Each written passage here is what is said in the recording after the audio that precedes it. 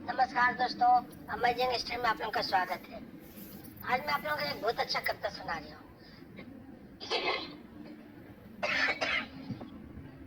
वो दिन भी क्या दिन थे, भूल नहीं पाता हूँ आज भी उन दिनों को जब कुटाई पिटाई सुताई खुलेआम होती थी। माँ बाप हो या फिर पड़ोसी, अपना हक अदा करने से कोई भी बाज नहीं आता था। दे दनादन का मधुर स्वर सरेआम गूंजा करता था। और फिर भी अगर बात नहीं बनती तो माँ के सधे तमाचों की तीखी पुचकार अंततः औकात का दर्शन करा ही देती थी।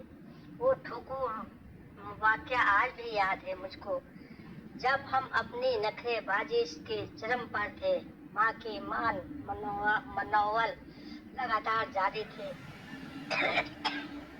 और हम थे कि अकड़ते ही जा रहे थे।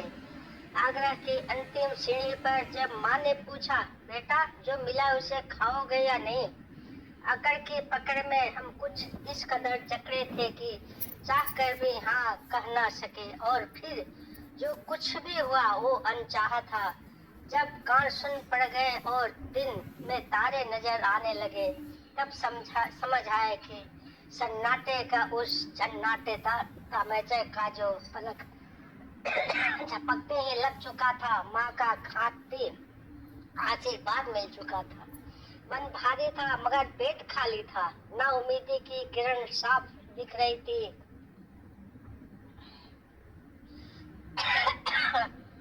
पेट खाली था, ना उम्मीदी की किरण साफ दिख रही थी।